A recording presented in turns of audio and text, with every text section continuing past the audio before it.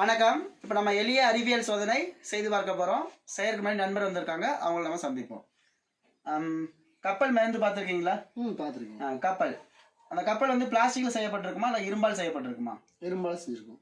இரும்பால் செய்யப்பட்ட கப்பல் கடலில் என்ன செய்யுது? மிதக்குது. இப்போ ஒரு சின்ன யோசனை, ஒரு இரும்பு துண்டை எடுத்து தண்ணி மேலே வைக்கிறோம், அதுக்கு அந்த இரும்பு துண்டு கடலில் மிதக்குமா? உள்ளே போயிடும், மூழ்கிறோம். ஆனால் இரும்பினால் செய்யப்பட்ட கப்பல் மட்டும் மிதக்குது. ஏன் மிதக்குது அப்படிங்கிறது தெரியுமா? தெரியல. இப்போ ஏன் மிதக்குது அப்படிங்கிறது தெரிஞ்சுக்கிறதுக்காக இப்போ நம்ம ஒரு சோதனை செய்து பார்க்க போகிறோம். ஓகேவா? இந்த சோதனையுடைய பெயர் மூழ்காத கோழி குண்டுகள். இதுக்கு தேவையான பொருள் ஒரு சிறிய பிளாஸ்டிக் கப், அதுக்கப்புறம் கோழி குண்டுகள், அதுக்கப்புறம் ஒரு பிளாஸ்டிக் டப்பில் நீரை எடுத்துக்கிறோம்.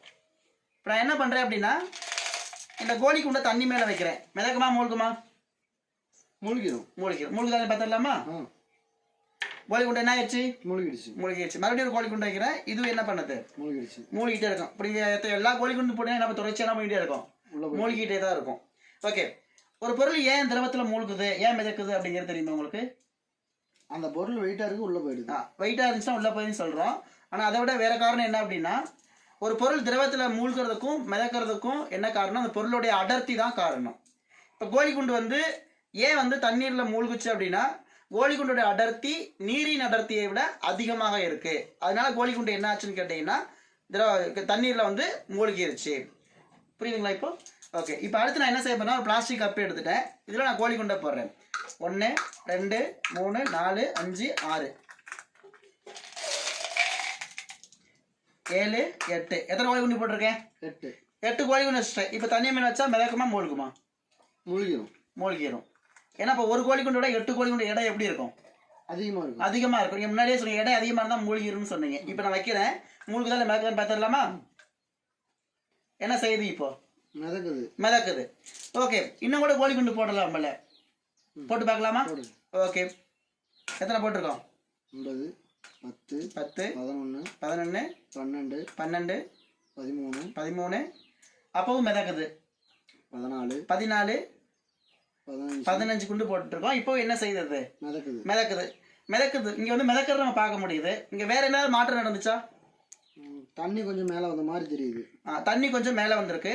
இந்த கப்பு தண்ணிக்குள்ள போயிருக்கு, கொஞ்சம் தண்ணிக்குள்ள போயிருக்குது. ஓகே, இந்த கப்பு ஏன் மிதக்குது அப்படின்னா, ஒரு பொருள் திரவத்துல மிதக்கும் பொழுது அந்த திரவம் என்ன செய்யும் அப்படின்னா மேல் நோக்கி விசை கொடுக்கும். இப்ப நீர் என்ன பண்ணுது? கப்பு மேல மேல் நோக்கி விசை கொடுக்குது. இந்த விசைக்கு என்ன பேரு அப்படின்னா உந்து விசை. ஓகே, இந்த உந்து விசை எப்படி இருக்குது அப்படின்னா, இந்த கப்பின் எடையை விட, கோழி குண்டோட சேர்ந்த இந்த கப்பின் எடையை விட நீருடைய மேல் நோக்கு விசை, அதாவது உந்து விசைன்னு சொல்றோம், இந்த உந்து விசை வந்து அதிகமா இருக்கிறதுனால இப்போ மிதக்குது. ஓகேவா? ஓகே, அப்ப இன்னொரு காரணமும் இருக்கு. என்ன காரணம் கேட்டீங்கன்னா, எல்லா பொருளுக்குமே ஈர்ப்பு மையம் இருக்கும். ஈர்ப்பு மையம் என்னன்னு தெரியுமா? ஒரு பொருளுக்கு ஈர்ப்பு மையம் எல்லா பொருளுக்குமே இருக்கும். ஒரு பொருளுடைய மொத்த எடையும் எந்த புள்ளி வழியே செயல்படுதோ அந்த புள்ளி தான் வந்து புவியீர்ப்பு மையம் அப்படின்னு சொல்றோம். இப்போ இந்த கப்புக்கும் புவியீர்ப்பு மையம் இருக்கும். இந்த இடப்பெயர்ச்சி மேல அடைஞ்சது இல்லையா, இந்த நீருக்கும் ஈர்ப்பு மையம் இருக்கும். இந்த ரெண்டோட ஈர்ப்பு மையம் எப்படி இருக்குன்னு கேட்டீங்கன்னா ஒரே செங்குத்து கோட்டில் இருக்கு. அதனாலதான் என்ன பண்ணுது? மிதக்குது. இப்போ நம்ம முன்னாடி ஒரு காரணம் சொன்னோம், உந்து விசை அதிகமாக இருக்குன்னு சொல்லியிருந்தோம். கப்பின் எடையை விட உந்து விசை அதிகமாக இருக்கான்னு மிதக்குன்னு சொல்லியிருந்தோம். இன்னொன்னு, கப்போட ஈர்ப்பு மையம் இடப்பெயர்ச்சி செய்யப்பட்ட நீரின் ஈர்ப்பு மையமும் ஒரே செங்குத்து கோட்டில் இருக்கு. இதனால என்ன பண்ணுது? இது மிதக்குது. இது வந்து ஒரு அறிவியல் சொன்ன ஒரு விதி, ஆர்கிமிடிஸ் சொன்னா மிதத்தல் விதிகள். அந்த 2 மிதத்தல் விதி அப்ளை ஆகுறதுனால இது என்ன பண்ணுது? மிதக்குது. ஓகேவா? ஓகே, இன்னும் நம்ம கோழி குண்டு போடலாமா? போட்டு மிதக்கிறத முதல்ல பார்த்துடலாமா? ஓகே, எத்தனை கோழி குண்டு போட்டிருக்கோம்? 15. நீங்களே போடுங்க. 16 17 மிதக்குது. 18 மிதக்குது. 19 மிதக்குது. 20 மிதக்குது. 21 22 23 மிதக்குது. 24 மிதக்குது. இப்போ 25 குண்டு போட்டீங்க, இப்பவும் மிதக்குது. இப்பவும் இதேதான். இங்க உந்து விசை வந்து கப்பின் எடையை விட அதிகமாக இருக்கு.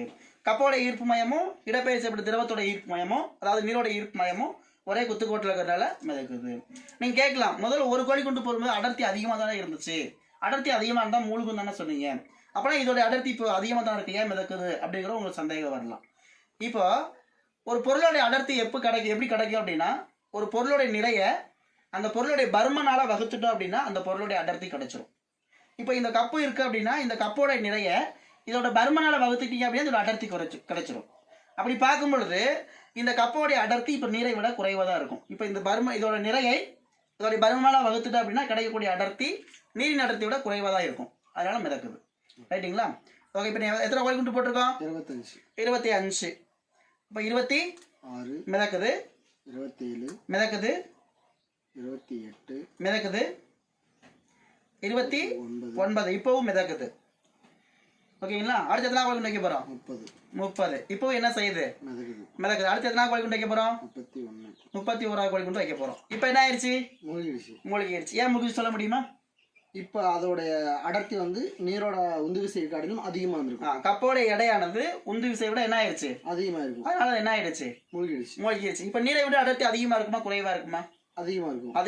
அதனால என்ன ஆயிடுச்சு? அது மூழ்கிடுச்சு. இதே போலதான் இப்ப கப்பலோட எடையை விட அந்த நீரோடைய மேல் நோக்கு விசை உந்து விசை எப்படி இருக்குன்னு கேட்டீங்கன்னா கப்பலின் எடையை விட அதிகமாக இருக்கும்.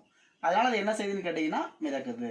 புரியுங்களா? அப்ப கப்பலோட ஈர்ப்பு மையமும் அந்த கப்பலால் இடப்பெயர்ச்சி நீரோடைய ஈர்ப்பு மையமும் ஒரே குத்துக்கோட்டில் இருக்கும். அதனால என்ன செய்யுது? மிதக்குது. இப்ப கப்பல் ஏன் மிதக்குதுங்கிறது புரிஞ்சிருச்சுங்களா?